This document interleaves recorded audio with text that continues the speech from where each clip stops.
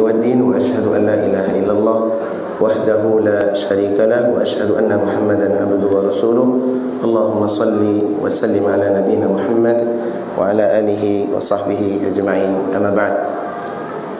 Setelah kita mengenal bahwasanya agama kita telah sempurna dan hendaklah kita sebagai seorang muslim menyadari bahwasanya agama yang Allah berikan kepada kita adalah untuk kebaikan kita bersama, di mana di setiap aturan yang Allah tetapkan, baik berupa perintah ataupun larangan, pastikan di dalamnya adalah semuanya untuk menjaga dan kemaslahatan kita bersama. Ya, maka tidak benar kiranya seorang muslim yang menyangka kalau ada perintah yang Allah bebankan kepada kita sesuatu yang memberatkan atau sesuatu yang kita anggap merugikan kita sendiri. Tidak benar. Ada orang yang sulit melakukan solat. Kenapa? Solat bisa mengecilkan peluang ekonomi. Tidak benar. Saya pernah bertemu dengan seseorang yang waktu azan sudah masuk, dia masih kerja. Tanya, Pak, dah selesai solat? Masih juga belum solat. Kenapa belum solat, Pak? Ini celana belum bersih, katanya. Terus, apa tidak ada sarung? Katanya, ekonomi sekarang marit-marit, jadi saya mesti menggunakan waktu banyak untuk bekerja. Padahal di sela-sela dia bekerja, terkadang justru menghabiskan menggunakan waktu 1-2 jam untuk main game. Tapi untuk solat 10 menit mereka merasa tidak mampu. Kenapa? Dia menyangka perintah yang Allah tetapkan untuknya akan merugikan. Demikian juga dalam hal larangan, apa saja yang Allah larang untuk kita, pastikan di dalamnya itu adalah ada sesuatu yang merusak atau yang memberi mudarat kepada kita, baik urusan di dunia ataupun di akhirat kelak. Apa saja bentuknya, walaupun bertentangan dengan syahwat dan hawa nafsu kita. Contoh, Allah Subhanahu wa taala melarang umpama dalam seperti urusan muamalah, Allah melarang bagi kita untuk melakukan praktek ribawi. Allah haramkan bagi kita riba. Walaupun secara hitungan manusia bertambah dari sisi nilai, tapi di sisi Allah justru itu adalah berkurang dan pastikan di dalamnya ada keburukan.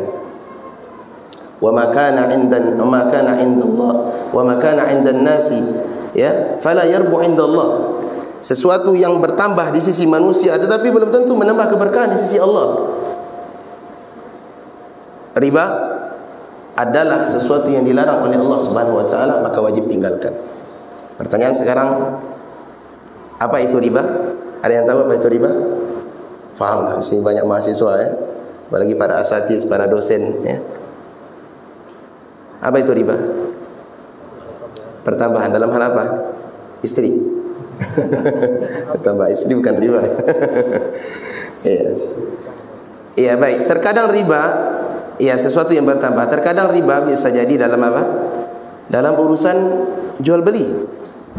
Atau boleh jadi riba terjadi dalam urusan pinjam meminjam, atau boleh jadi riba terjadi dalam urusan tukar menukar barang. Dan ini banyak sekali praktek di tengah masyarakat yang manusia sulit untuk meninggalkannya. Contohnya apa? Umpama si fulan meminjam uang ke si fulan, dipinjam uang 1 juta, pulangnya berapa? Tetap 1 juta, tapi dengan jangka waktu 1 bulan. Setelah masa waktu yang ditetapkan masuk, yang meminjam uang belum mampu untuk mengembalikan, dibuat akad baru. Apa akadnya? Baik, saya kasih satu masa tempo mungkin sebulan lagi, tapi untuk masa satu tempo 1 bulan harus nambah berapa? 1.300.000 umpama. Inilah riba. Atau boleh jadi akad itu dari awal, diakadkan dari awal, disyaratkan dari awal. Baik, saya pinjamkan uang, tetapi dengan syarat nanti kembalinya sekian. Kembalinya sekian. Ada penambahan, walaupun itu Rp1.000, itulah riba yang Allah Subhanahu wa taala dan Nabi kita melarang kita untuk melakukan transaksi itu. Allah berfirman, "Ya ayyuhalladzina amanu taqullaha wa dharu ma baqiya minar riba in kuntum mu'minin." Wahai yang beriman, takwalah kepada Allah, tinggalkan ya sisa-sisa riba, maksudnya tinggalkan praktik riba ya jika kalian orang beriman. Dalam surah Ali Imran, ya ayyuhalladzina amanu la ta'kulur riba adhafan mudhafa. Jangan kalian makan riba. Ya, apalagi jumlah yang banyak. Walaupun ada sebahagian dai ya kabarnya, boleh. Boleh riba asalkan tidak banyak-banyak. Asalkan tidak banyak-banyak. Padahal riba, jangankan banyak dan sedikitnya, hitungannya sama, dosa. Atau contoh lain, praktek kita di ranah Minang umpama secara umum ya, ranah Minang, saya tidak tahu di daerah lain. Seperti praktek pinjam meminjam dalam bentuk memberikan jaminan sawah yang disebut dengan sistem akad pegang gadai. Ini mayoritas di Minang. Batu Sangkar tak tahu saya ada apa enggak. Mudah-mudahan ada ya. Ada juga. Oh banyak. Subhanallah. Sama daerah kami juga demikian. Tapi rata-rata Minang seperti itu. Ini adalah akad yang tidak sesuai dengan syariat, dilarang oleh Allah Subhanahu wa taala. Apa itu? Si fulan minjam uang umpama 20 juta. Dipinjamkan oleh si B, tapi dengan syarat apa? Uang saya berikan, sawah dan pijakan. Barang sawah kau dipijakkan, umpama sebidang sawah yang akadnya bisa dikembalikan sampai apa? Bisa dikembalikan sampai sesuai dengan kemampuan orang yang meminjam. Kalau umpama apa? Dia meminjam uang, bayarnya baru bisa 30 tahun kemudian. Kira-kira gimana Pak? Artinya selama 30 tahun hasil sawah kita diolah oleh si fulan, diolah oleh orang yang meminjamkan. Pas baliknya nanti ada tak kurang uangnya? Atau dihitung tak? Dulu selama 30 tahun saya garap sekian hasilnya, sekarang terkorting, berapa tinggal uang? Kalau umpama kurang, berapa selisihnya tambahkan, bayarkan. Kalau umpama berlebih, saya bayarkan uang itu. Ada tak gitu? Tak ada. Inilah akar riba. Di antara praktik riba yang banyak terjadi di masyarakat seperti ini, walaupun banyak praktik yang lain. Ini yang disebut oleh Nabi sallallahu alaihi wasallam dari sahabat Ali bin Abi Thalib radhiyallahu anhu, beliau bersabda, "Kullu qardin jarra manfa'atan fa huwa riba." Setiap akad pinjam meminjam atau setiap akad yang di sana ada mengambil manfaat dari yang dipinjamkan, itulah riba, walaupun Rp1.000. Atau contoh yang lain, umpama tukar menukar barang yang sejenis, bagian dari riba. Kalau ada penambahan, contoh ganti tukar apa kalau di praktek di pasar, emas, emas. Gimana prakteknya Mas? Satu model. Terus gimana prakteknya? Nambah ya. Praktek apa? Jual apa? Tukar tambah apa namanya nih? Intinya barangnya sama, umpama 1 gram, tapi ada penambahan di sana. Mau uang berapa begitu? Ini juga praktek yang tidak boleh. Kenapa? Nabi SAW mengatakan yang at-taqabud ya, dalam barter itu yang sejenis harus sama, tidak boleh berlebih. Atau contoh yang lain seperti praktek apa? Kalau hari Lebaran biasanya ada yang nunggu di bawah pohon, di tepi jalan, nawarkan uang 1 juta dengan uang 1.000 banyak gitu kan. Kita ngasih uang 1 juta, dia ngasih kita berapa? 950.000. Kurang 50.000. Uangnya sama, nilainya sama, tetapi angkanya berbeda. Ini adalah bentuk daripada praktek riba yang laris di tengah masyarakat, tapi justru masyarakat sulit untuk meninggalkannya. Sulit untuk meninggalkan. Kabarnya Syekh Khatib Minangkabawi sulit tidak mau ke Minang sebab ini salah satunya. Orang Minang susah diatur katanya. Susah diatur, tidak mau ikut aturan Islam. Ketahuilah saudaraku, segala sesuatu yang Allah larang, pastikan di dalamnya ada keburukan untuk saya, maka wajib ditinggalkan. Orang yang memakan riba adalah dosa besar. Walaupun manusia banyak sulit untuk meninggalkan dengan alasan apa? Gimana orang ekonomi, sektor ekonomi tidak bisa berjalan kecuali dengan riba, kan itu alasannya. Saya kemarin dapat pertanyaan, tidak bisa ditinggalkan riba. Kenapa? Kuat sekali keterkaitan antara perjalanan ekonomi dengan riba. Kemana kamu kita meminjam uang kalau tidak ke bank? Subhanallah, ketahui saudaraku, yang perlu kita cari dalam hidup ini adalah keberkahan, tidak nominal yang banyak.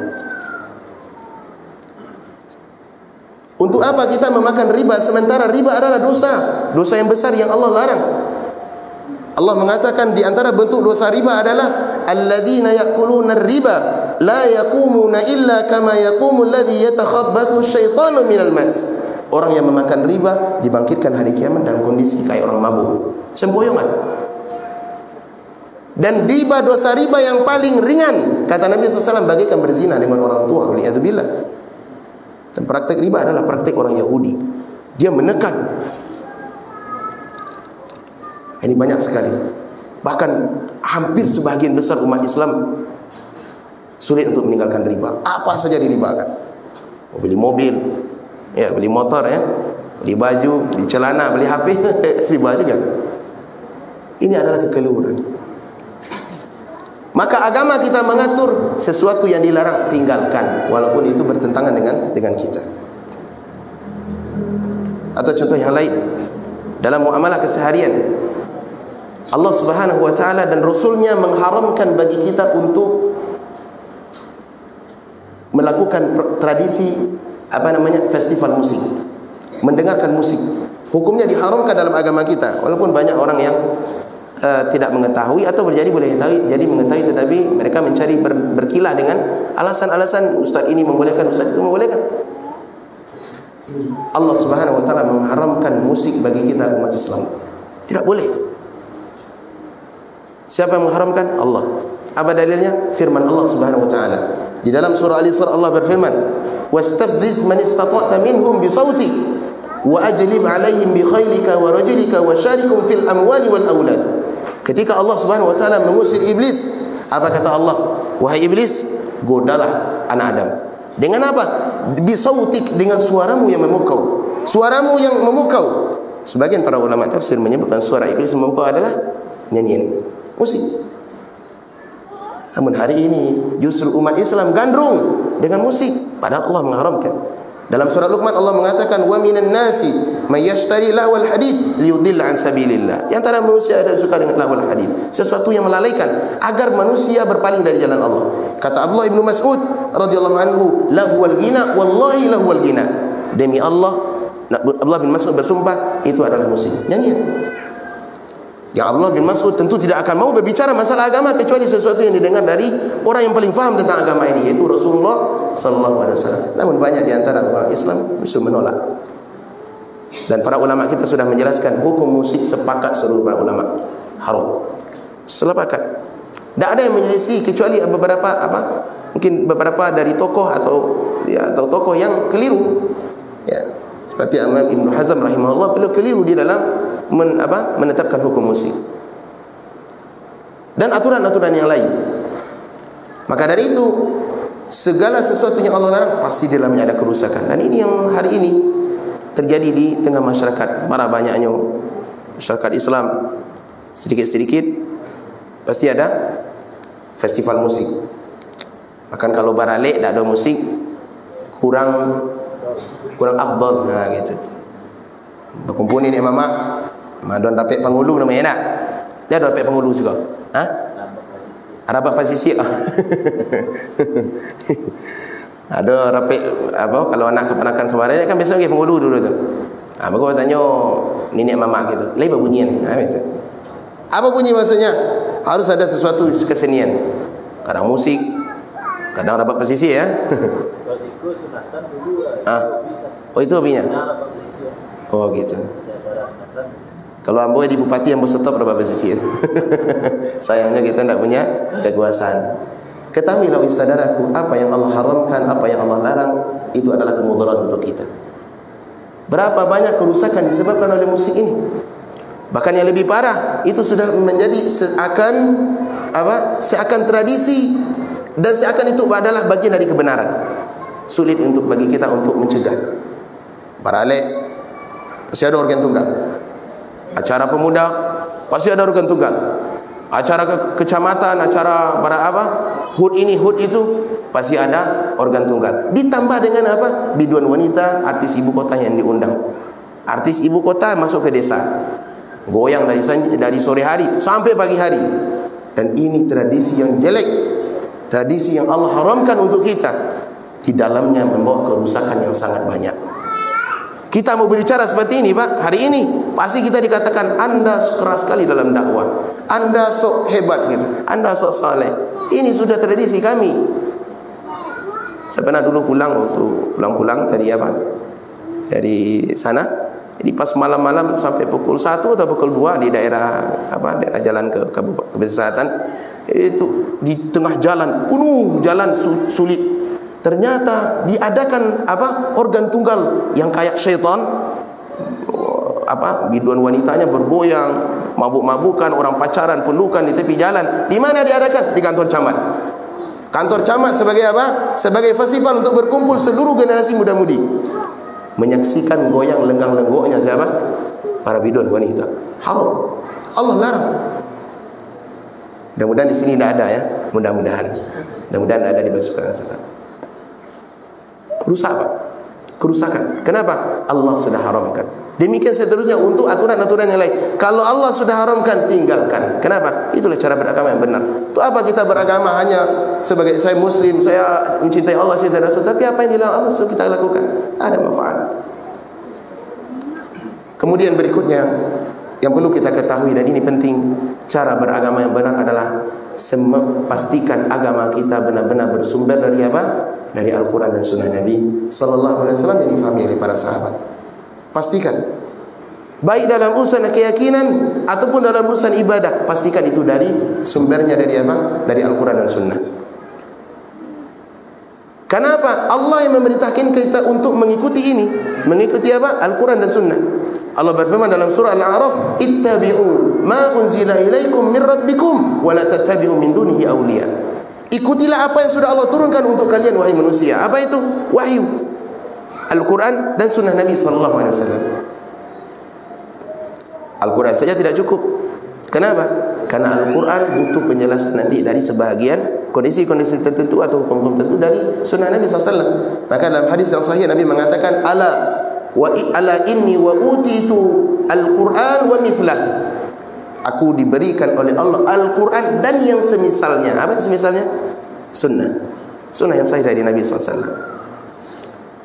Kalau beragama kita pastikan sumbernya dari yang dua ini, selamat.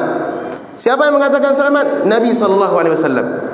Beliau mengatakan dalam hadis yang sahih yang dikeluarkan oleh Imam Malik, oleh Imam Al-Hakim dalam kitab beliau Al-Mustadrak, Rasulullah SAW mengatakan, "Taraktu fikum syai'aini ma in tamassaktum bihima lan tadillu abada." Aku telah tinggalkan bagi kalian dua pusaka, dua warisan, selama kalian berpegang teguh kepada keduanya tidak melenceng. Apa itu? Kitabullah wa sunnati. Aman kita. Cuma sayangnya cara beragama sebagian kita tidak bersumber lagi ke sini. Di mana? Ada yang bersumber beragama dari mana? Dari mimpi. Ada lagi dari tradisi. Ada pula kebanyakan. Ada pula kata fulan dan kata si alan. Ini cara beragama yang merusak. Contoh dalam masalah akidah. Akidah perkara cabang apa perkara pokok dalam Islam? Pokok. Kalau perkara yang kecil saja, masalah ke toilet diatur dalam agama kita. Kira-kira masalah akidah tidak lengkap mungkin dalam agama kita? Lengkap apa tidak? Jauh lebih lengkap. Justru Al-Quran ini berbicara banyak masalah akidah. Apa akidah? Apa yang harus kita yakini? Ada dalam Al-Quran dan ada dijelaskan oleh Nabi SAW dan sunnah beliau. Artinya sesuatu yang Allah sudah tetapkan dalam Al-Quran dan Sunnah, itu yang wajib kita yakini. Yang di luar dari itu kita tidak dituntut apa-apa. Cuma sekarang kita mencari jaga dan tak jaga awak, galih dan tak galih awak dan dia biar. Berapa banyak orang kebingungan berapa banyak orang yang justru kebingungan dalam meyakini masalah roh pulang ke rumah. Roh kok bisa, kalau orang lama nikah bisa tak pulang ke rumah, Ustaz? Bisakah roh pulang ke rumah kalau sudah meninggal dunia? Tapi banyak masyarakat Islam yang meyakini itu. Apakah ini keyakinan Al-Quran? Ternyata tidak. Justru Al-Quran sudah menetapkan dari 14 abad yang lalu bahwasanya roh orang yang sudah meninggal dunia tidak ada lagi ceritanya pulang ke rumah. Tapi ini justru banyak diyakini oleh masyarakat. Di daerah kami, Pak, kalau ada orang yang sudah meninggal dunia, itu 2-3 hari biasanya ada cerita-cerita yang baru. Apa tuh? Si fulan yang baru meninggal batang, atau ya kayak si fulan, atau mau nyibuki itu. Makanya di sini yang jadi inyek. Jadi apa namanya? Diinyek. Jadi harimau. Yang mana anak cucu kalau pergi ke harimau mencari kayu harus minta izin ke inyek dulu. Masuk rimbo, dah bekal nasi dari rumah, harus minta izin ke masuk rimbo. Ini anak cucu lalu. Kalau dia beratik, boleh masuk. Kalau tak beratik, pulang lek. Betul? Tak ada izin berarti dari ini. Siapa yang yakinnya sesuatu roh yang sudah meninggal dunia tidak terima lagi bumi, jadi melantiang ke bumi, jadi harimau. Itu yang menguasai hutan. Rusakkah? Bukankah ini keyakinan yang rusak? Yang kita lihat dalam Al-Quran justru tidak ada demikian, bahkan bertentangan dengan keyakinan itu. Allah mengatakan tentang roh orang yang sudah meninggal dunia dalam Al-Quran, dalam surah Al-Mu'minun, qala hatta idza jaa ahaduhumul maut qala rabbi irji'un. Apabila telah datang maut, ajal seseorang, maka dia akan mengatakan, melihat hasil yang di alam yang gaib, dia mengatakan, ya Allah rabbi irji'un, kembalikan aku ke dunia, la'alli a'malu salihan fima tarakt, agar aku bisa beramal saleh dan dulu ambo tinggal. Kata Allah apa? Kalla innaha kalimatun huwa qailuha. Itu hanya omongan belaka. Hanya omongan belaka. Nasi sudah menjadi bubur. Wa min waraihim barzakhun ila yaumi yub'atsun. Sementara di belakang mereka ada barzakh. Ada barzakh sampai mereka hari berbangkit, sampai hari berbangkit.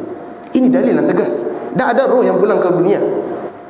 Makanya alangkah hinanya keyakinan kita meyakini orang tua si fulan kembali ke dunia menjadi apa? Menjadi harimau. Kalau di Jawa lain lagi bang. Di suster ngesot katanya. Di babi ngepet. Tak perlu cari-cari uang. Cukup bertenung saja di rumah. Saya cari uang babi ngepet. Ini keyakinan yang rusak. Padahal Al-Quran sudah menetapkan apa? Roh tidak ada pulang ke rumah. Nanti kalau ada jin masuk, ikut orang soleh masuk ke roh tubuh hamba. Jin yang masuk orang soleh katanya. Kenapa? Dia meyakini roh nenek, roh kakek, roh orang soleh, roh wali bisa pulang ke dunia. Salah. Wahai saudaraku muslim, akidah kita ada perkara akidah dalam agama kita adalah perkara yang sakral.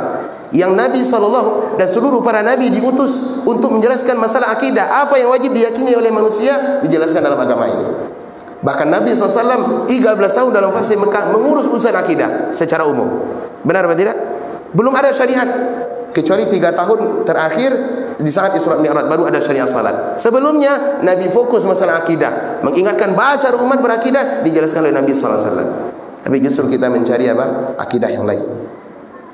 Ternyata akidah roh pulang ke rumah adalah bukan keyakinan kita, keyakinan orang Kristen, orang kafir, orang Hindu dan yang lainnya. Maka dari itu saudaraku, pastikan cara beramal kita. Agama yang kita ambil ini adalah agama yang benar-benar bersumber dari apa? Dari Al-Quran dan Sunnah. Dan ini disepakati. Tidak ada yang menyelisih kecuali orang yang menyimpang. Tidak ada yang menyelisih ini kecuali orang yang menyimpang. Maka kalau kita mengambil agama kita benar-benar dari sumber yang benar, dari sumber yang jernih, dari mata air yang jernih, maka insya Allah agama kita selamat, aman. Al-Imam Ibnul Qayyim beliau berkata, dan ini perkataan beliau yang sangat bagus, dinukilkan dalam kitab beliau Miftah Darus Sa'adah. Beliau mengatakan, man akhadhal ilma min ainin ilmi thabat. Siapa saja mengambil ilmu agamanya, mengambil ilmunya dari mata air ilmu, maka dia akan kokoh. Dia akan senantiasa di atas kebenaran. Apa mata air ilmu? Al-Quran, Sunnah Nabi SAW. Ini mata air ilmu. Inilah ilmu. Inilah agama. Kalau mau bertanya agama, inilah agama. Selain dari itu bukan agama. Apalagi kalau menyelisih daripada keduanya. Karena dikatakan agama kita adalah agama yang berdasarkan kepada ilmu, yang Allah mengutus Nabi kita SAW dengan ilmu.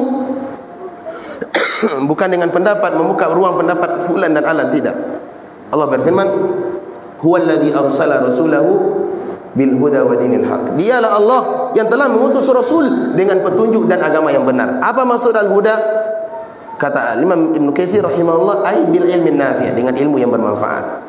Apa yang dikatakan ilmu? Kata Ibn Qayyim rahimahullah, al-ilmu qala Allah wa qala rasuluhu wa qala sahabah hum ulul irfani. Yaitu perkataan Allah, perkataan Rasul, dan apa yang difahami para sahabat karena mereka orang berilmu.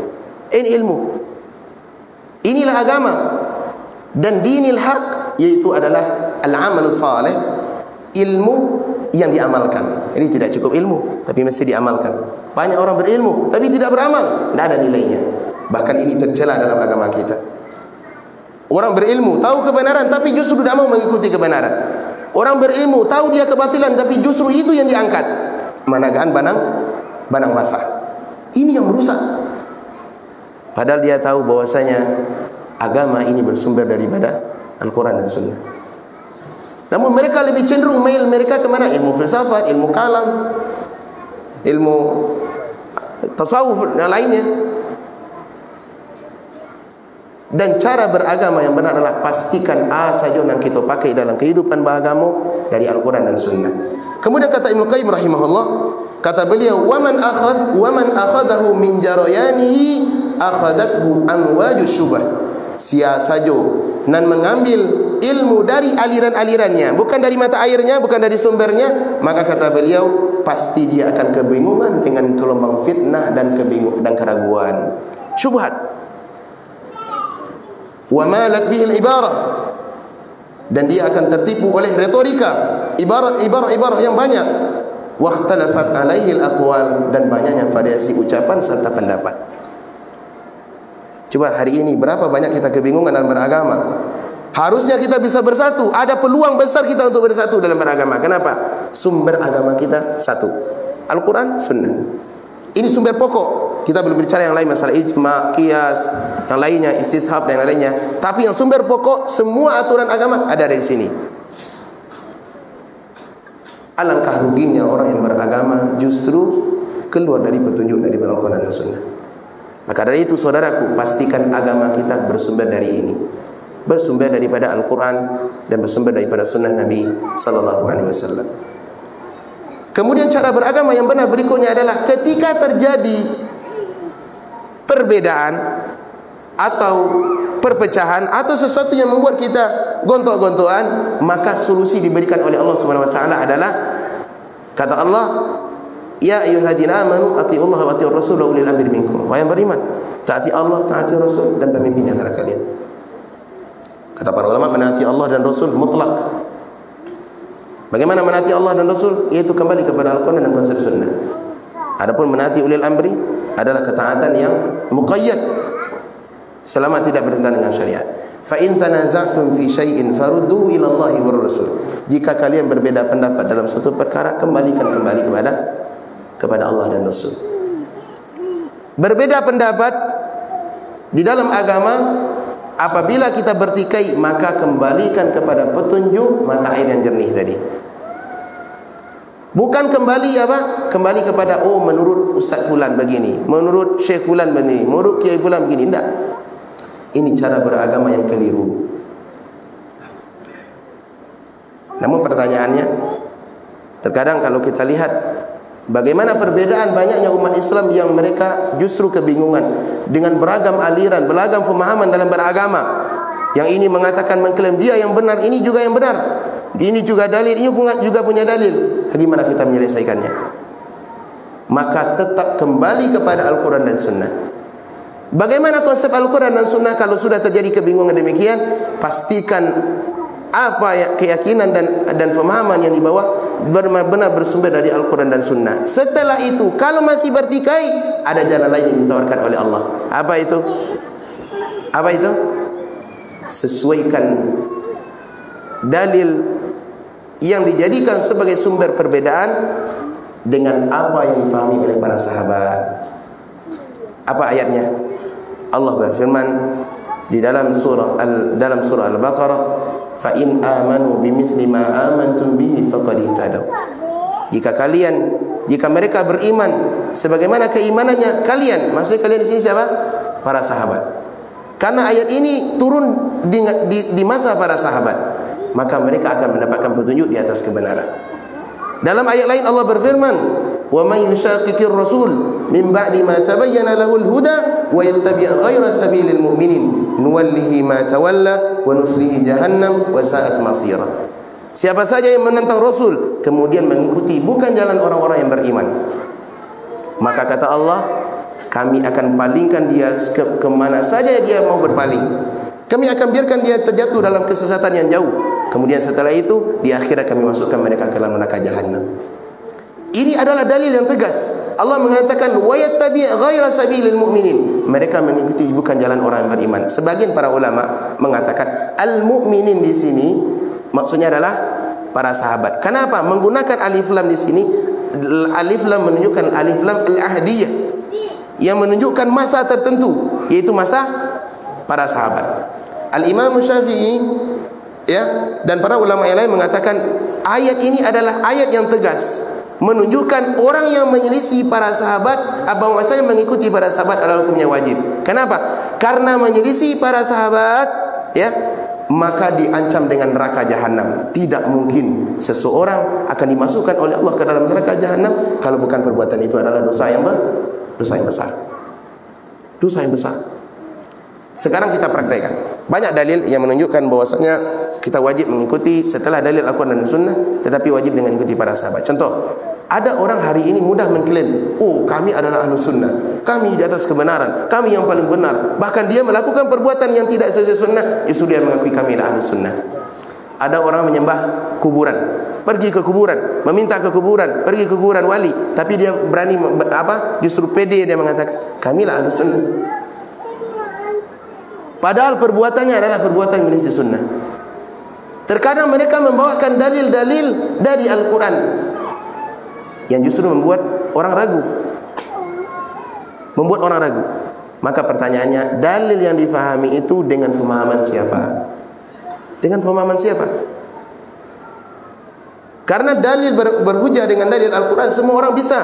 Bahkan semua orang, sebahagian aliran-aliran sempalan justru menggunakan dalil Al-Quran. Orang Ahmadiyah, ada tidak dalilnya dari Al-Quran? Ada, Pak. Dia justru berdalil dengan firman Allah pada surat As-Saff, wa musaddiqan lima baina yadayhi wa mubasysyiran bi rasulin ya'ti min ba'di ismuhu Ahmad. Akan ada nanti seorang rasul di akhir zaman namanya Ahmad. Siapa nama Ahmad? Ahmad versi mereka. Ayatnya ada, benar, ayat tidak salah. Tetapi di mana salahnya? Pemahaman. Maka kalau ayatnya ada, pemahamannya pertanyaan, pemahaman siapa yang anda pakai? Siapa salaf anda? Ada tidak sahabat memahami seperti pemahaman anda? Kalau tidak ada, berarti bukan agama. Atau seperti keyakinan-keyakinan yang dibawa oleh sebagian para dai hari ini, keyakinan Allah tidak boleh diyakini ada di langit, tapi di mana? Allah ada di mana-mana. Kenapa? Orang yang meyakini Allah ada di langit, itu katanya mujassimah katanya. Orang yang mencontoh, seakan-akan dia mencontohkan, menyamakan Allah dengan yang lain. Salahkah kita meyakini Allah ada di langit? Siapa yang mengatakan Allah ada di langit? Dia sendiri. Allah Subhanahu wa taala dengan kemuliaannya, dia yang mengatakan tentang dirinya, dan Allah lebih tahu tentang dirinya. Allah lebih tahu tentang zatnya. Dialah yang mengabarkan Ar-Rahmanu 'alal 'arsy istawa. Allah ada di langit. Dan banyak ayat, banyak dalil yang menunjukkan Allah ada di langit. Tapi justru datang dai belakangan, tak boleh diyakini Allah ada di langit. Ini disebarkan ke masyarakat. Tapi sayangnya mereka punya dalil, Pak. Apa dalilnya, Ustaz?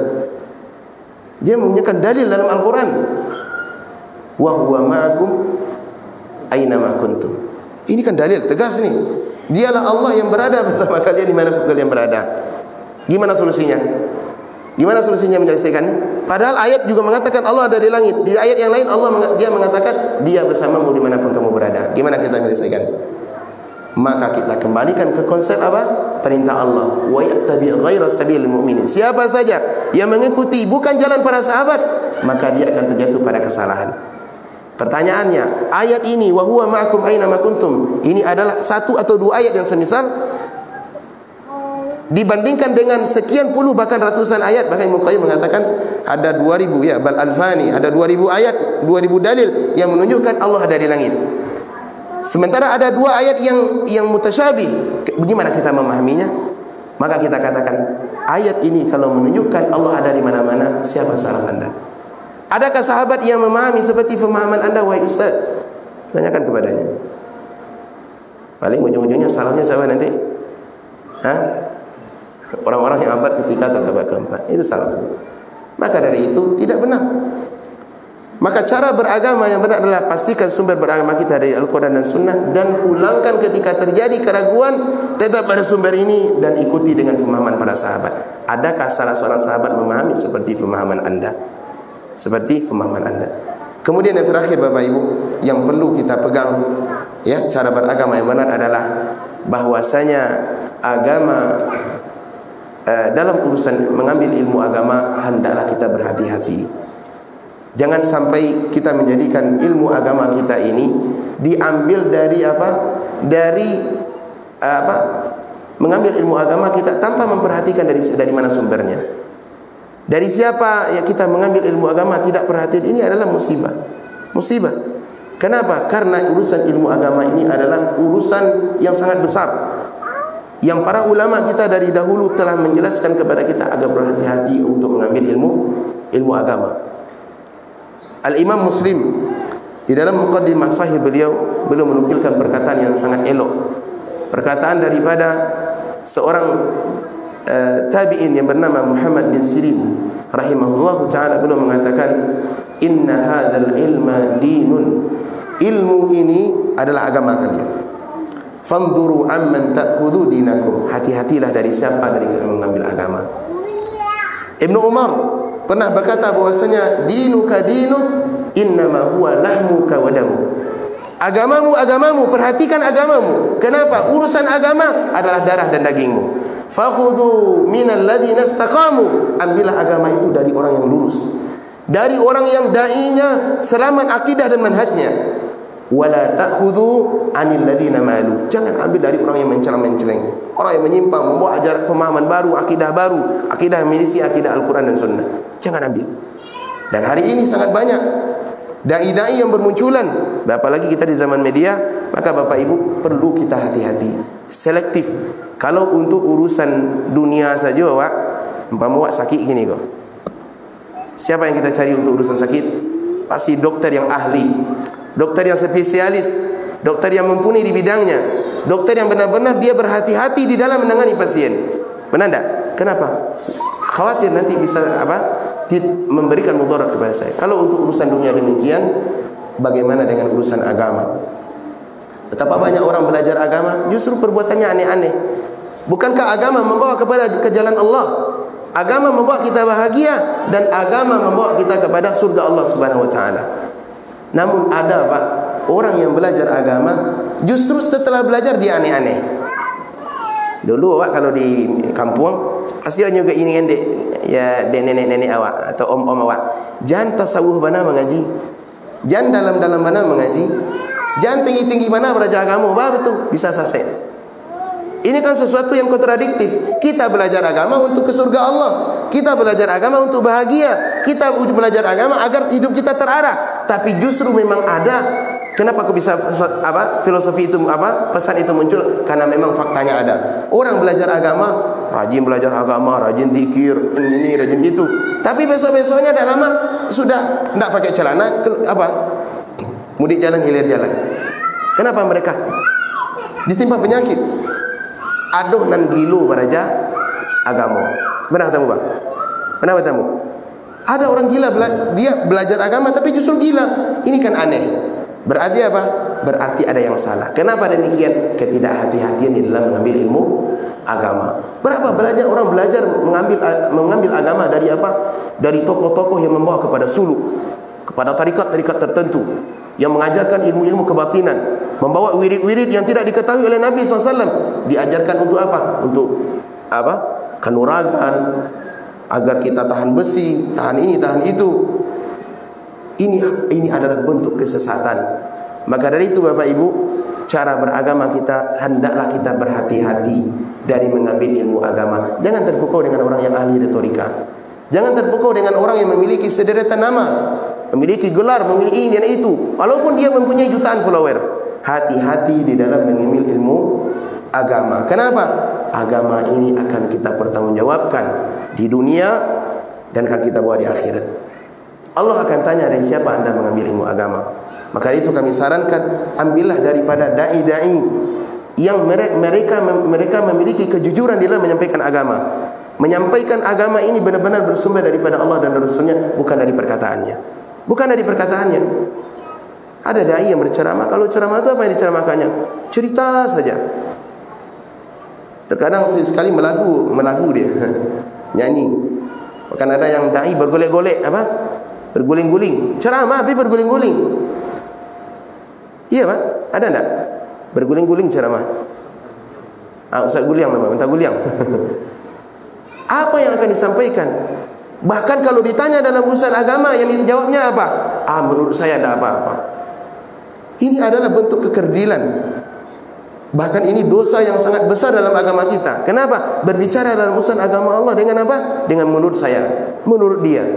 Bahkan tidak apa-apa. Ini menurut kita sesuai kesepakatan bersama. Tidak boleh.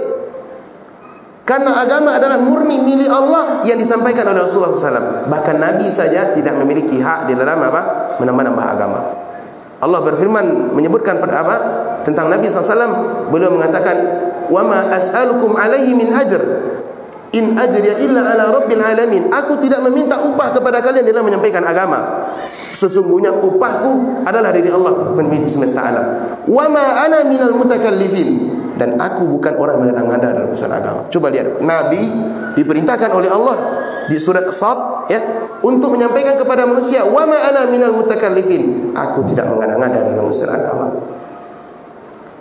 Dalam surah Al-Haqq Allah mengatakan, walau taqawwala alaina ba'dal aqawil, andaikan Muhammad berani mengada-ngada dalam urusan agama kami yang kami tidak perintahkan, justru yang disampaikan. Kata Allah, la akhadna minhu bil yamin. Kami akan ambil Muhammad itu dengan tangan kanan kami. Thumma laqata'na minhu al-watin. Kemudian kami akan apa? Akan putus daripada urat jantungnya. Wa ma minkum min ahadin anhu hajizin. Tak seorang pun yang bisa menolong. Ini kata para ulama, dalil yang tegas bahwasanya berbicara urusan agama bukan urusan Nabi SAW. Bukan urusan kalau Nabi saja seperti itu dilarang, bagaimana dengan selain beliau? Bagaimana dengan selain beliau? Para dai, hendaklah kita berhati-hati dalam urusan agama, karena yang kita sampaikan adalah risalah dari Allah Subhanahu wa taala.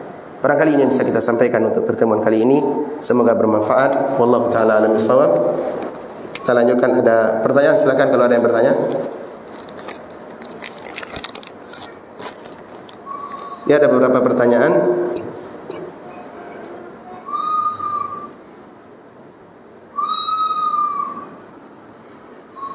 Masalah akidah ya, tanyakan masalah akidah. Apa akidah kelompok Taliban di Afghanistan? Apakah mereka bermanhaj salaf? Wallahu alam, saya tidak tahu.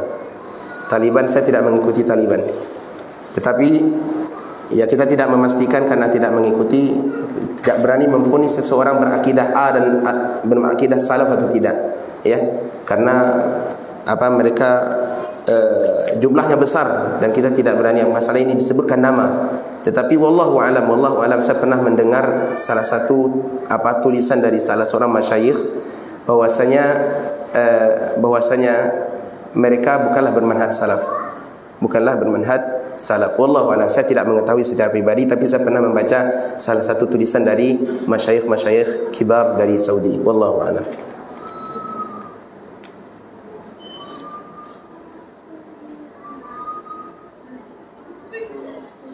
Banyak masyarakat kita berpikiran sekarang kalau gak kredit, ya gak bisa punya barang. Bagaimana kita menyikapi? Ya inilah penyakit kita masyarakat. Kenapa? Kurangnya tawakal. Kita kurang tawakal kepada Allah Subhanahu wa taala. Masalah rezeki Bapak Ibu, yang diperintahkan bagi kita adalah mengambil dengan cara yang baik. Kenapa? Karena urusan rezeki ini sudah ditetapkan oleh Allah Subhanahu wa taala.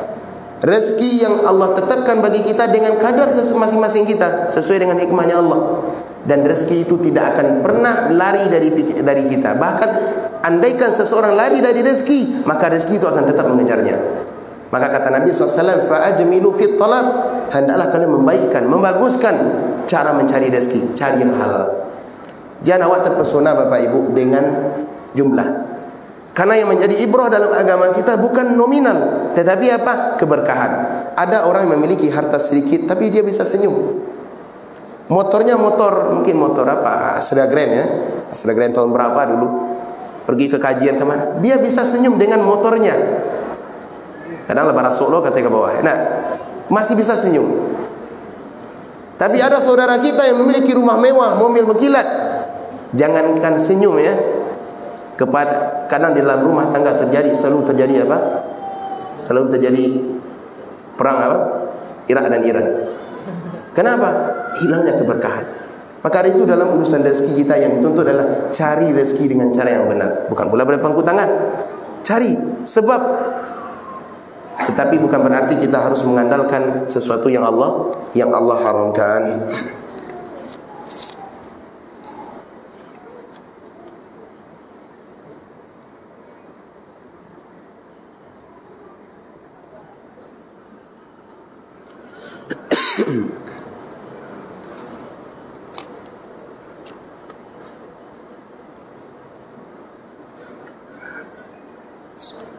Bagaimana menasihati imam salat yang zikir berjamaah dengan suara yang keras, tahlilannya, dan menghidupkan bid'ah-bid'ah di masjid yang sesuai dengan selera masyarakat. Ini adalah bentuk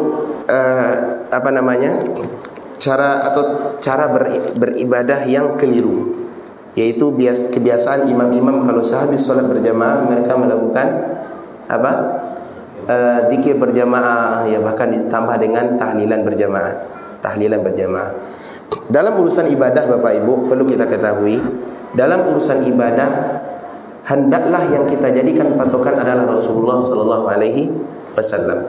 Kenapa? Karena ibadah adalah apa yang akan kita berikan kepada Allah, dan urusan ibadah sesuai dengan yang Allah inginkan, bukan sesuai kehendak kita. Makanya untuk mengetahui anan Allah inginkan harus melalui utusan. Siapa utusan itu? Rasulullah SAW. Aikon awak dendang-dendangan pagi petang, asyhadu anna Muhammadan Rasulullah. Aku bersaksi Nabi Muhammad adalah utusan dari Allah. Bagaimana fungsinya utusan? Menyampaikan keinginan yang mengutus. Sekarang pertanyaannya dalam urusan ibadah, apakah kita beribadah sesuai keinginan kita atau sesuai keinginan Allah? Dalam urusan ibadah, yang kita beribadah untuk Allah. Sekarang yang bagaimana kita mengetahui ini ibadah ini sesuai keinginan kita atau sesuai keinginan Allah? Harus melalui Rasulullah. Dan ibadah tidak boleh pakai tuak, tidak boleh sesuai dengan kita. Tidak bisa berlaku dalam ibadah. Ini masyarakat kita banyak cara prinsip mereka dalam ibadah.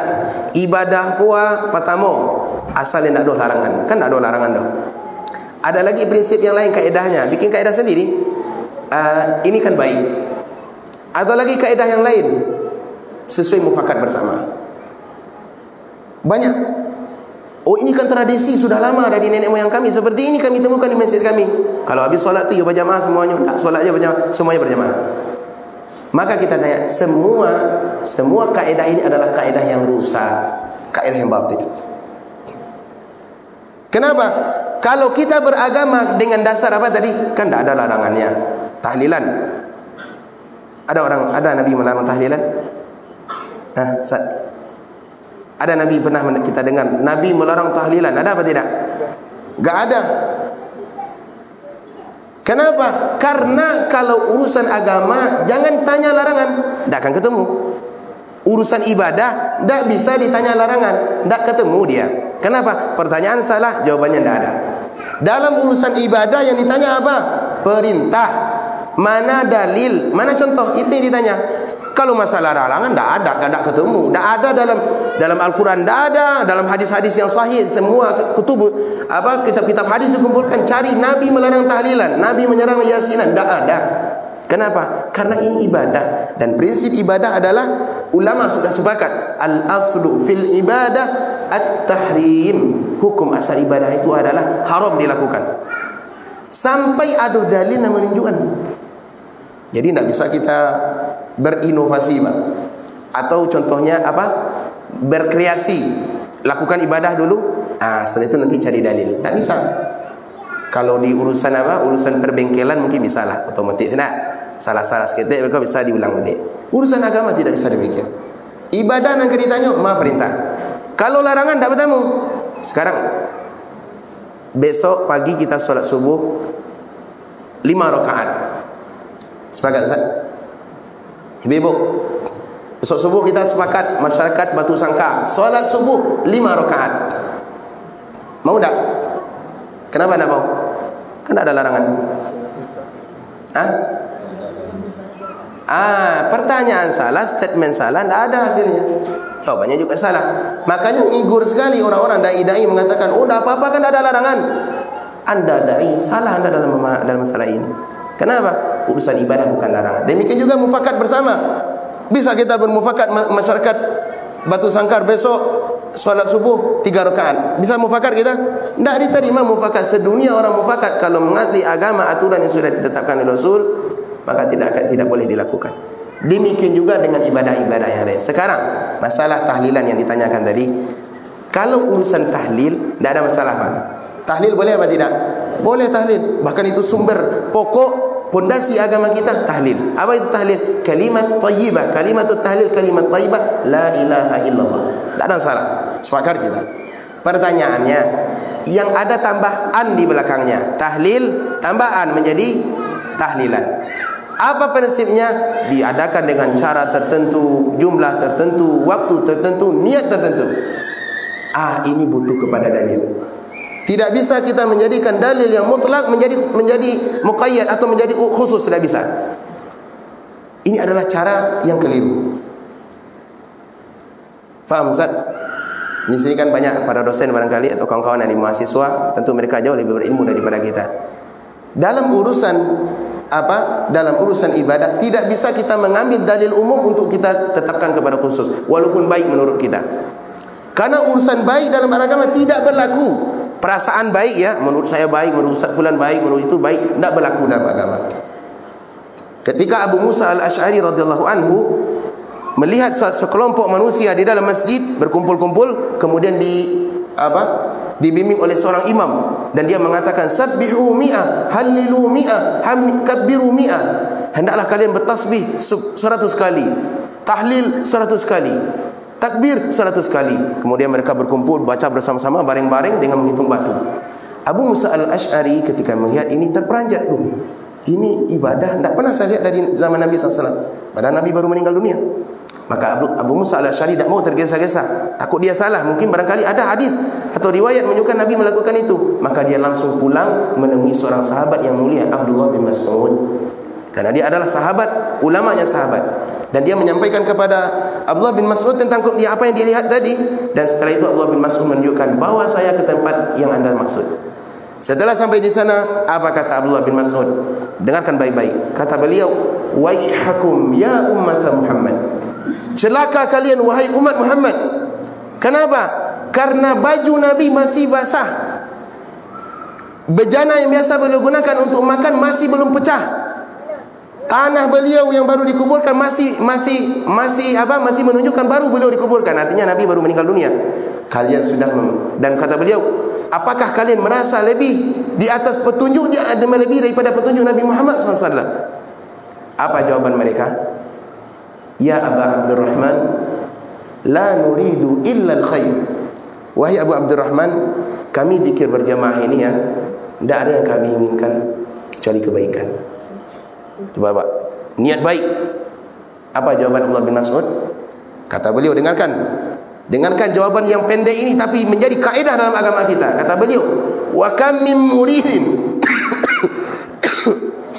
min muridin lil khair lan yusibahu. Berapa banyak orang yang memiliki niat yang baik tapi tidak kesampaian. Niat baik saja tidak cukup dalam agama kita sampai prakteknya sesuai dengan aturan. Orang niat baik saja tidak cukup, Pak. Harus sesuai aturan. Coba lihat tadi orang-orang yang berkumpul-kumpul tadi, baca tasbih 100 kali, takbir 100 kali, baring-baring. Apa kurangnya? Tidak ada kurangnya dari sisi akal kita manusia.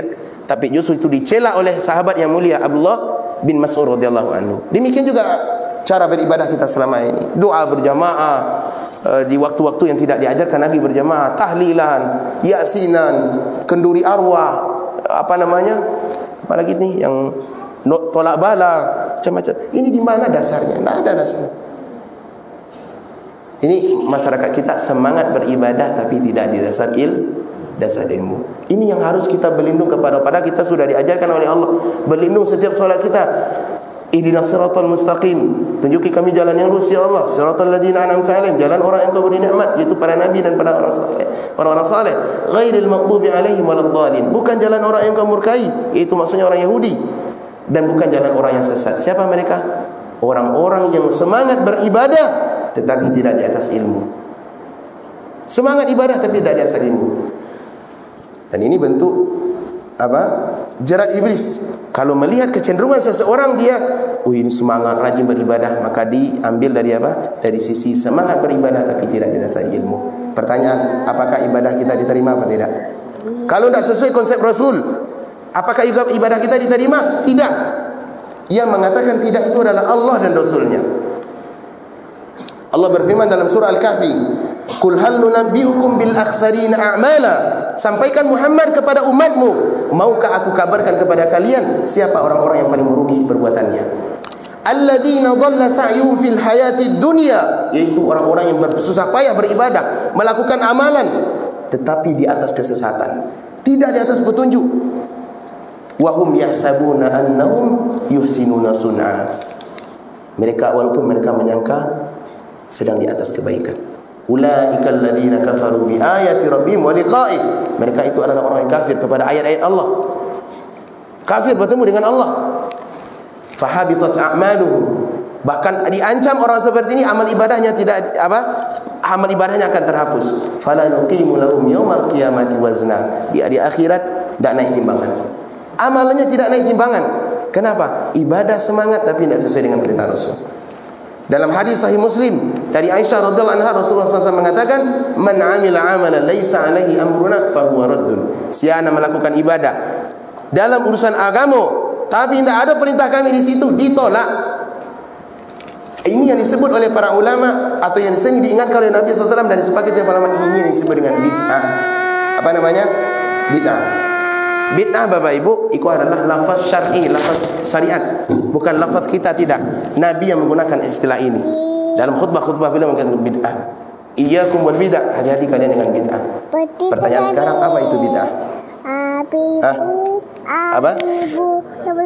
Iya, segala sesuatu dalam urusan ibadah, dalam urusan agama yang tidak ada tuntunannya dari Nabi, itu bid'ah. Ingat, dalam urusan agama. Kenapa? Nabi mengatakan dalam riwayat lain, "Man ahdatha," siapa saja yang membuat perkara baru, baik dalam urusan akidah ataupun dalam urusan ibadah. Ada orang yang mampu awak kini kau, awak dah boleh meyakini Allah di langit, bid'ah. Kenapa? Nabi tidak pernah meyakini itu. Tak boleh kita meyakini Allah ada di langit, padahal Nabi meyakini langit. Keyakinan mengajak itu adalah keyakinan bid'ah. Kenapa? Dalam urusan agama. Atau contoh dalam urusan ibadah, siapa saja yang membuat ibadah dalam urusan agama, apa saja bentuknya, dalam urusan ibadah, maka dan tidak ada contoh dari kami, itulah bid'ah. Jadi definisi bid'ah sudah disebut oleh Nabi SAW. Dan tidak benar dai-dai yang memahami bid'ah itu apa? Mikrofon katanya, live streaming itu bid'ah itu. Apa? Tidak ada zaman Nabi. Keliru. Yang dikatakan bid'ah adalah apa? Dalam urusan agama. Ada pula, ini kan kalau yasinan, tahlilan itu bid'ah hasanah katanya. Bid'ah tapi yang hasanah. Perlu diketahui sebagai faedah bahwasanya memang ada lafaz-lafaz bid'ah hasanah yang digunakan oleh para ulama, tidak dipungkiri. Seperti apa? Seperti perkataan Al-Imam Syafi'i rahimahullah pernah mengatakan bid'atun bid'atani. Bid'ah itu ada dua. Ada yang hasanah, ada yang sayyi'ah. Akan tetapi perlu diketahui, kata Al-Imam Ibn Rajab Al-Hambali rahimahullah, setiap lafaz bid'ah yang dikatakan hasanah oleh para ulama salaf dahulu, maka maksudnya adalah bid'ah dari sisi bahasa. Bukan dari apa? Bukan dari sisi agama. Yang dikatakan bid'ah adalah dalam urusan agama. Ini tidak benar juga orang yang mengatakan, kalau gitu pakai onta saja kita. Tak boleh pakai Land Cruiser lagi ya. Saya pakai Alphard lagi. Kenapa tidak ada di zaman Nabi? Iya. Bahkan ada yang nyeletuk, wajah anda juga bid'ah. Di wajah kita bid'ah katanya. Kenapa tidak ada di zaman Nabi? Ini wajah ada urusan agama ini. Iya. Kadang iris kadang Ustaz. Apa tu? Ustaznya kadang tak faham bid'ah. Iya. Masyarakat awam. Iya. Benar. Jadi saya tak tahu, wallahu alam. Terkadang orang-orang yang berbicara masalah bid'ah itu mereka kadang ahli bahasa nampaknya.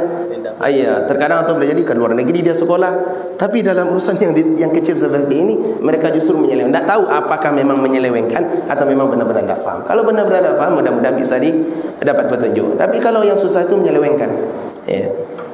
Dan ini banyak sampai ke pelosok-pelosok. Perkara ini sudah sampai bang, sudah dibahas, sudah datang dai-dai. Nanti masuk dai-dai ke kampung. Bid'ah itu ada dua. Ada pula bid'ah hasanah namanya. Apa tu? Ini doa berjamaah, tahlilan, yasinan, tak apa-apa katanya. Dan itu banyak sekali dai-dai seperti itu. Kemana mengekornya? Ke pusat. Ke dai apa? Dai follower yang terbanyak. Ustaz fulan berbicara begini, Ustaz fulan bicara begini. Ini adalah bentuk apa? Bentuk keteledoran dan taklid buta dalam agama. Tak boleh. Urusan agama kita tidak boleh membantah sesuatu dengan apa? Dengan perkataan fulan. Ini perkataan fulan, perkataan salah. Tak boleh dalam agama demikian.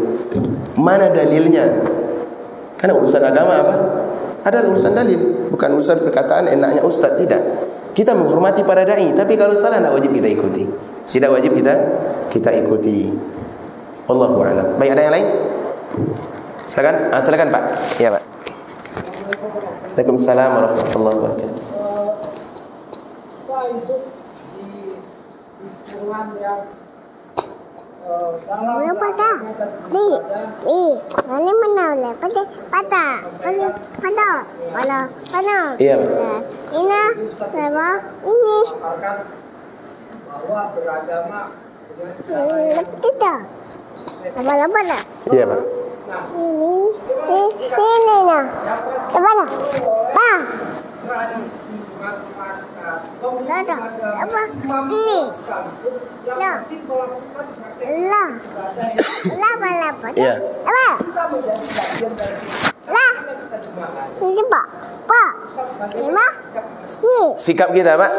Bagus ya. Pertanyaan yang bagus ya. Sama amah belakang. Tu amah belakang ya. Tunggu dah. Pelan-pelan dah. Pelan-pelan. Baik. Ya. Di masyarakat kita yang ada adalah tradisi yang dijadikan agama. Tradisi dijadikan agama. Sehingga perbuatan yang selama ini kita saksikan, ya, seakan-akan itulah kebenaran. Apalagi tidak ada yang berani mencegahnya. Sulit memang. Bahkan sekelas para da'i, sekelas para ustaz, bahkan tokoh-tokoh, imam-imam, justru mereka mengerjakan itu. Kenapa Pak? Wallahu a'lam, boleh jadi ilmu belum sampai kepada mereka. Dan memang sulit, tidak mudah untuk apa? Untuk mencegah sesuatu yang sudah menjadi tradisi. Kesalahan yang sudah menjadi tradisi. Ya, kata Imam Syafi'i rahimahullah, tarkul adat adawah. Meninggalkan tradisi bisa menimbulkan permusuhan. Berat Pak. Berat sekali kita berani musuh orang. Pasal kita dicap sesat. Ya, dikatakan sesat. Kenapa? Karena kita menyelisih kebanyakan orang. Namun sekarang bagaimana kita dengan kita sebagai masyarakat yang mungkin minoritas ya, di tengah banyaknya orang yang melakukan tradisi-tradisi yang aneh, yang justru berbau maksiat, bahkan penyimpangan dalam agama. Bagaimana sikap kita? Jangan ikuti. Jangan ikuti.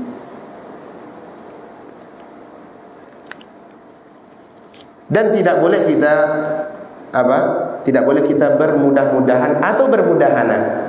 Apa itu mudahana? Ya, untuk mengambil hati masyarakat, sesekali ikutlah tahlilan gitu kan. Padahal tahlilan tidak ada syariatnya. Coba tanya ke ustaz. Tanya ke ustaz-ustaz yang melariskan tahlilan tu. Di mana ustaz? Dalilnya menunjukkan Nabi pernah melakukan tahlilan. Apakah Nabi tidak hafal tahlil mungkin? Di mana Nabi mengakukan yasinan? Padahal Nabi banyak meninggal keluarga beliau di saat beliau masih hidup. Zainab, istri daripada Al-As, meninggal di masa Nabi SAW masih hidup. Ruqayyah, Ummu Kulthum, bahkan banyak para sahabat meninggal disaksikan oleh Nabi SAW. Tapi tidak satu pun terdengar riwayat Nabi melakukan apa? Yasinan. Apakah boleh mungkin kita curigai Nabi kita? Mungkin Nabi tidak kurang hafal atau tidak hafal barangkali surat Yasin. Mau tak Pak kita katakan Nabi tidak hafal surat Yasin? Dusta sekali kita. Al-Quran diturunkan kepada beliau, tapi beliau surat Yasin tidak hafal. Yang lebih hafal mana? Orang putus sangka lebih hafal. Ada Pak nenek-nenek tidak bisa baca Quran, tapi Yasin hafal. Kenapa kau bisa nek? Dia doang Quran kau coba nek. Tak ngerti, tidak bisa. Buta huruf. Tapi Yasinan lancar. Kenapa? Puluhan tahun baca Yasin terus. Dan sikap kita sebagai muslim adalah kalaulah tahu ikut tidak ada tuntunan, maka hendaklah kita tidak melakukannya. Tinggalkan. Tapi bukan berarti kita meninggalkan terus setelah itu bersikap keras, tidak. Kalau mampu Pak, dakwahkan mereka. Ajak mereka dengan logika. Tak mau je dalil, ajak dengan logika. Oh ini kan baik katanya, ini kan bagus, ini kan tak elok, ini kan tradisi, ini kan tak ada larangan. Ajak mereka dengan logika. urusan agama tidak boleh dengan demikian. Berat memang. Apalagi kita di zaman sekarang. Saya baru kemarin ini mau diusir dari kampung. Baru pekan kemarin kawan-kawan ke atas sebenarnya. Mau diusir dari kampung halaman. Padahal kita udah sesekali pulang kampung lah Pak. Teragak mencari orang kaya, teragaklah mencari sanjung orang kampung Justru sampai di kampung mau diusir. Kenapa? Bawa aliran sesat. Aliran sesat katanya. Mau diusir. Luar biasa. Maka kita buat mufakat dengan orang kampung. Ya sudah, kalau gitu ngumpul kita di masjid. Tunjukkan kesesatan kami kalau kami sesat. Tunjukkan kepada kami kebenaran, kami siap mengikuti kebenaran dari arah mana saja datangnya. Tapi mereka justru yang berkuar-kuar, bersidik seorang tadi, satu pun tidak berbicara. Kenapa? Karena tidak ada dasar. Yang ada apa? Hawa nafsu. Yang ada apa? Tradisi nenek moyang. Ada pun beragama dengan tradisi nenek moyang. Ini sudah lagu lama. Nabi SAW ketika mengajak manusia kepada tauhid, meninggalkan syirik, mengajak kepada sunnah, tinggalkan bid'ah, cara beragama yang aneh-aneh. Apa jawaban mereka? Jawaban mereka adalah qalu bal alfaina alaihi ma wajadna aba'ana. Kami sudah cukup dengan nenek moyang kami. Inilah agama kami, nenek moyang. Ini agama nenek moyang. Gua ada lagu baru dah. Lagu lama nenek moyang. Maka itu orang-orang yang beragama dengan nenek moyang, pastikan nenek moyang Anda di atas kebenaran. Kalau padahal Allah mengatakan walau kana aba'uhum la yaqiluna syai'an wa la yahtadun. Walaupun nanggainya nenek moyang sudah berotak, tidak berakal, tidak di atas petunjuk. Ini tradisi cara beragama orang-orang terdahulu. Lagu ini terulang kembali. Ini di masyarakat kita sekarang. Kalau kita mau sama-sama nenek moyang, ya sudah, kami juga beragama dengan nenek moyang. Tapi pastikan nenek moyang Anda siapa? Nenek moyang kami Nabi Muhammad SAW. Nenek moyang Anda siapa? Jangan-jangan Abu Jahal, ya kan? Atau Abu Gosok, menggosok tadi itu. Itu Pak. Jadi berat memang. Namun kita perlu istiqamah. Dan disinilah titik-titik kesabaran dan peluang pahala yang sangat besar. Yang Nabi SAW pernah menyampaikan, bada'al Islamu ghariban wa sayaudu ghariban kama bada'. Islam itu dulu aneh. Awak Pak kalau mengikuti kebenaran, memurnikan Islam kok aneh kata orang. Pasti aneh. Kenapa? Anda ngikut yang banyak. Coba ikut yang banyak. Kita terasing. Dan Islam akan kembali terasing di akhir zaman. Inilah masanya. Aneh. Dan Islam tetap aneh di setiap zaman. Fatuba lil ghuraba. Beruntung orang yang aneh. Tapi aneh kita jangan asal aneh Pak. Nanti aneh-aneh sendiri dah. Aneh di atas kebenaran tidak apa-apa. Di atas kebenaran kita dicap aneh tidak apa-apa. Dan jangan takut. Yang kita cari dalam kehidupan adalah keriduan Allah, bukan keriduan manusia. Biarlah orang memusuhi kita, asalkan kita tetap berpegang dengan agama Allah. Mana yang lebih baik? Jadi musuh manusia atau jadi musuh Allah Ta'ala di hari akhirat? Mana yang lebih baik? Biar jadi musuh manusia tidak apa-apa. Tetapi permusuhan dengan manusia ada kalanya suatu saat dia akan berhenti. Pegang teguh kebenaran. Makanya di saat zaman fitnah Nabi SAW justru mengatakan apa? Addu 'alaiha bin nawajid. Alaikum bi sunnati wa sunnatil khulafa'ir rasyidin al-mahdiyyin. Addu 'alaiha bin nawajid. Kalau terjadi fitnah, pegang teguh tu sunnahku. Pegang teguh kebenaran dariku dan kebenaran yang disampaikan oleh para khulafa'ir rasyidin. Genggam erat dengan apa? Dengan gigi geraham. Kenapa harus gigi geraham Pak? Kenapa tidak gigi seri? Kenapa? Karena ini gigi yang paling kokoh dan tempat posisinya di dalam. Ya sudah, kita pegang kebenaran itu. Biarkan orang berkuar. Biarkan mereka mengatakan kita sesat. Tapi yang kita pegang adalah sunnah Nabi SAW. Ini yang disebut dengan jamaah. Walaupun kita sendiri, tapi di atas kebenaran disebut dengan jamaah. Tidak perlu kita takut Pak. Orang itu hanya gertakan. Dan ujungnya gertakan. Paling ujung-ujungnya nanti itu. Kalau di masyarakat, dak namo mai keinginan banyak, kami nanti orang kampung, nenek mama, ya, indak ka datang ke rumah. Aduh hale elok hale buruk, dak tabi jenjang. Kau meninggal kubuan seorang, kau menikah pada lain seorang. Paling ini ujung-ujungnya Pak. Lagu lama kan? Yang ancaman hal yang seperti senada pernah juga kepada Nabi SAW. Ketika Nabi berdakwah, justru Nabi diancam, ya, dengan ancaman yang aneh-aneh. Ini adalah lagu lama, tidak perlu kita gusaukan. Yang penting jaga adab kita kepada masyarakat, sosial kita ikuti, gotong royong kita ikuti, ada meninggal kita hadir. Iya, kapan perlu kita bawakan sesuatu yang berlebih daripada manusia lainnya. Orang bawa piti kat 10,000 dah. Oh itu 1,000. Orang bawa bareh, bawa secakui, bawa kan sekarang namanya. Ya kan? Ai ku apa nama jangwi ku ya dah sasih nampak ya. Ada sekarang bawa bareh. Diam orang tu. Kenapa? Karena mereka akan, kalau kita praktikkan seperti itu yang tak bertentangan dengan syariat, insya-Allah baik. Tak ada masalah. Iya. Takziah demikian juga takziah. Kita takziah, tak apa-apa takziah, tapi takziah dengan cara yang syar'i. Tak harus kita berkumpul-kumpul baca Yasin pula di sana, perlu. Takziah, bawakan makanan. Karena ini yang sunnah Nabi.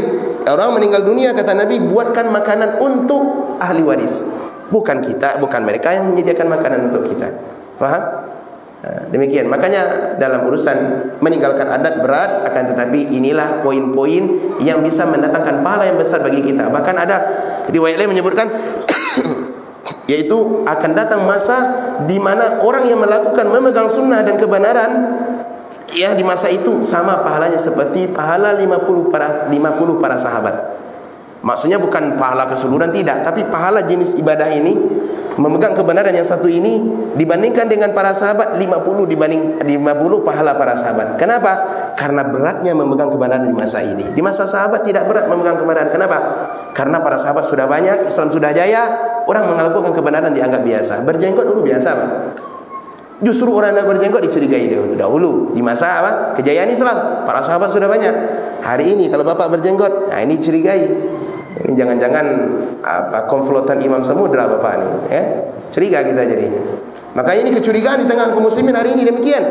Awak kalaulah sentiang Sarawak kata ST, kalau curiga, ya, dicurigai. Kenapa? Karena memegang kebenaran kalqabidi alal jamal, bagikan orang yang memegang bara api. Berat. Baik, silakan Ibu, ada pertanyaan? Ibu di belakang ada?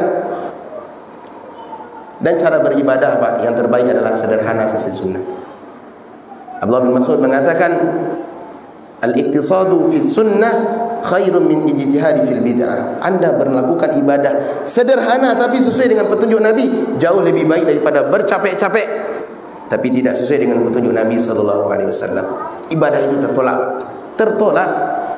Dan kami seperti di Qatar negaranya memang kecil, akan tetapi di sana negara yang mayoritas muslim, ribuan masjid di Qatar. Dekat-dekat masjid.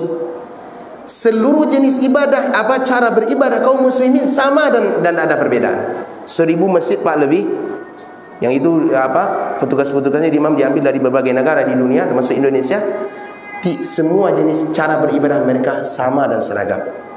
Tidak ada yang kayak kita di Indonesia ini, Indonesia Raya. Apa saja di Indonesia Raya kan? Doa Indonesia Raya, zikir Indonesia Raya. Adapun hadis kadang ada pula dai membuat syubhat. Kan ada riwayat dalam Bukhari bahwasanya Abdullah bin Mas'ud pernah mengatakan, Nabi kalau sudah selesai solat berjamaah dengan para sahabat, kami mengetahui, kata Abdullah bin Abbas, ketika saya masih kecil, dengan suara yang kencang. Benar ada riwayat itu, sahih, tidak ada masalah. Tapi bukan berarti pemahaman itu yang yajharuna aswatahum, meninggi suaranya jelas dan terdengar kencang. Bukan berarti maknanya berjamaah. Tidak. Boleh kita berzikir astagfirullah, astagfirullah, astagfirullah, Allahumma antas salam, sendiri-sendiri, agak kencang suara, tidak masalah. Kenapa? Ini pernah diperhatikan oleh para sahabat. Bukan bermakna suatu suara berjamaah. Kalau di sana di Qatar semua ibadah itu sama. Kenapa, Pak? Karena mereka mengamalkan ibadah sederhana sesuai konsep sunnah. Bahkan ada dai-dai kita, Bang, yang kloter-kloter kita atau kloter sebelumnya, yang dulu dia jadi imam juga di Indonesia, ya kan? Mungkin biasa menghoyak yasinan, doa berjamaah. Sampai di sana ciut. Kenapa? Tidak berani mempraktikkan apa yang dilakukan di Indonesia di sana. Kenapa? Karena dia tahu ini hanya tradisi, tidak ada kebenaran. Kalau sempat melakukan itu, ya sudah, exit, keluar dari negara Qatar. Kenapa? Berani melakukan ibadah yang tidak contohkan Nabi SAW. Sederhana, nyaman ibadah di sana, Pak. Nyaman sekali. Kita tahu waktu solat itu kapan? Azan berkumandang. Tidak ada pula baca-baca Quran, apalagi solawatan. Kadang kasidah pula tu. Kasidah, Bu. Kasidah dalam masjid. Coba lagu kasidah kaset diputar. Tidak ada. Azan berkumandang, sudah, habis itu menunggu waktu antara azan dan qamas kita 25 menit. Sehingga yang masuk waktu sedikit sekali. Selesai solat dan berjamaah, ya sudah, kalau habis itu mau baca Quran, sudah pulang-pulang. Nanti lakukan solat lagi. Tidak ada fungsi masjid melebihi daripada solat, kemudian majlis ilmu dan berzikir. Itu saja. Adapun negara kita aneh-aneh. Masjid sudah bukan dua fungsi lagi. Sudah sekian fungsi. Bahkan kasidah juga ada dalam masjid. Berkasidah dalam masjid. Ini kalau nampak orang Arab itu katanya orang Indonesia ni, kayaknya hampir dikatakan aneh-aneh aja.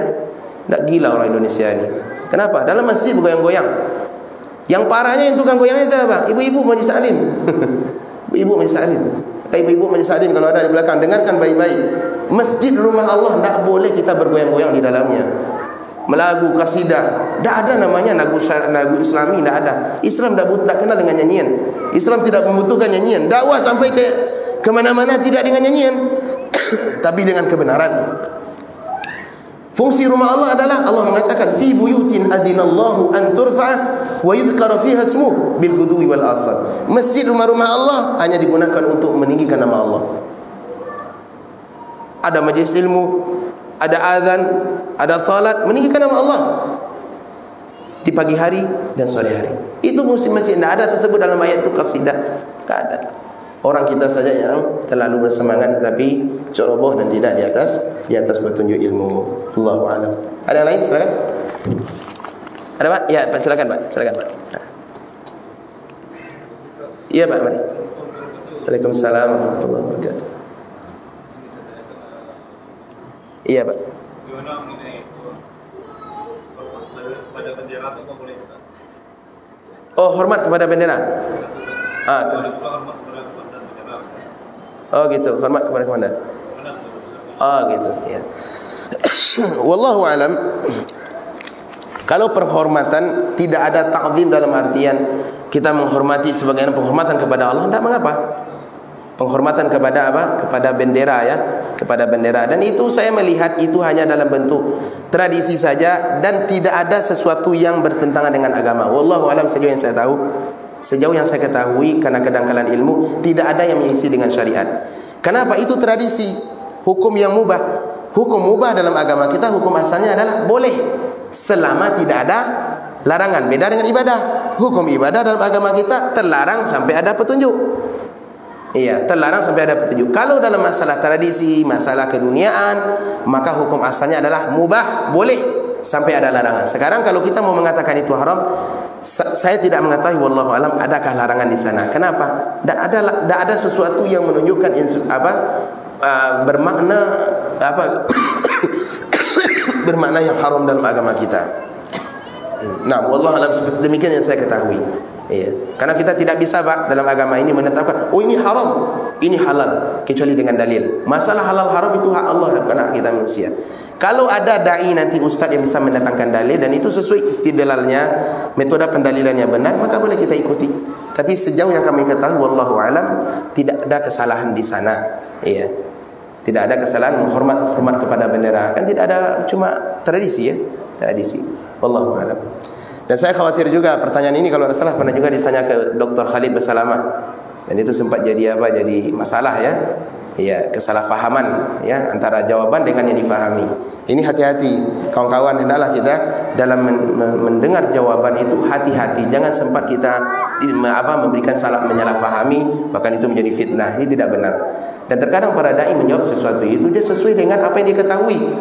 Ya, bukan berarti harus kafir pula kepada pemerintah. Tidak, kita wallahi kita cinta kepada pemerintah kita. Kita menghormati pemerintah kita, bukan pula berarti menjilat, tidak. Tetapi kita menghormati pemerintah. Kenapa? Usul dalam dakwah akidah as-salafiyah, tidak boleh kita mencaci apalagi memberontak kepada pemerintah. Kita wajib menaati selama tidak ada yang bertentangan dengan syariat agama Allah. Nah, demikian yang saya tahu Pak, wallahu a'lam. Iya. Mungkin kalau ada kawan-kawan yang tahu boleh sampaikan biar dapat faedah saya. Kalau ada yang tahu, oh dalam internet boleh, ada tak? Ada? Tak ada, ya? Baik. Ada ibu-ibu belakang pertanyaan? Silakan. Nah, baik, jika tidak ada, barangkali kita cukupkan sampai di sini. Semoga bermanfaat. Wallahu ta'ala a'lam bis-shawab. Subhanakallahumma bihamdik, asyhadu an la ilaha illa anta, astaghfiruka wa atubu ilaik.